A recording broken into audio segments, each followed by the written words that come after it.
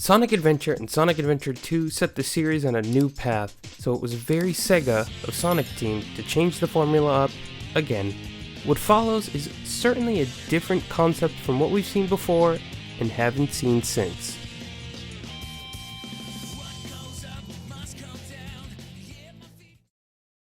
The gameplay is the unique selling point here, as you'll be playing as 3 characters at the same time. They fulfill the speed, fly, and power roles respectively. There are more characters playable than any other game, with 12 total divided amongst the 4 teams. Team Sonic, Dark, Rose, and Chaotix. Team Sonic and Team Dark are similar, with Rose being for beginners, and Chaotix featuring a different playstyle, usually featuring unique missions. You traverse a variety of levels, and in my opinion, this is where the game shines, going from beautiful ocean fronts, to sky bases, to haunted houses, casinos, and so forth. There's essentially 2 acts to each theme. The variety keeps the game exciting. That said, you're going to have to play through each level with every team. If you're not a beginner to the series, Team Rose is going to feel like it's holding you back. Chaotix is fun to play around with, but the unique missions aren't always so unique, and it turns into more of the same sometimes. To me, Team Sonic and Team Dark is where it really feels like you're enjoying the game to the max. Story isn't the main priority of this game, and it's a very simple one, but it does work. Metal Sonic and his clever ruse is great, although I wish they had his Neo form do something a bit more before turning into Godzilla. Besides the final story, the game has an overall cheerier tone than the adventure games too. It feels like a callback to the original games. That said, I really feel like they could have gone deeper with this story because the setup is actually really good, especially with Metal Sonic. I also love that they decided to bring back the special stages in order to get the Chaos Emeralds. Since they're not an integral part to the plot until the end, they were able to pull this off.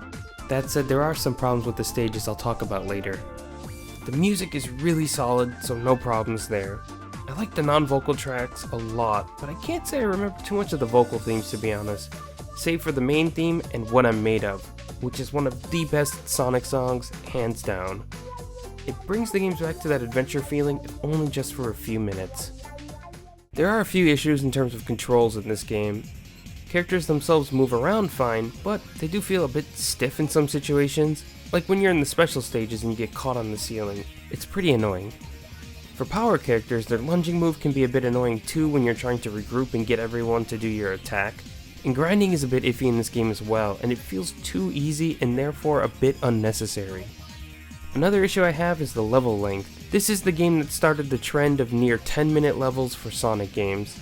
They drag on way too long sometimes, and considering the levels have essentially 2 acts, to me I found myself running out of patience. I'm not advocating for short 2-minute levels at all, but these started a precedent that eventually went out of control. Oh yeah, don't even get me started on Super Tails and Super Knuckles.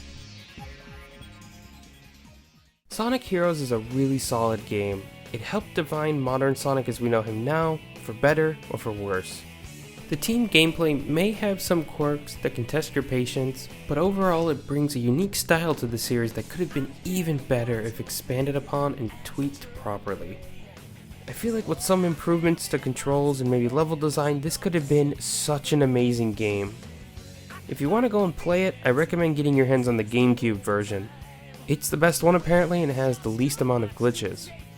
Sonic Heroes, the calm before the storm.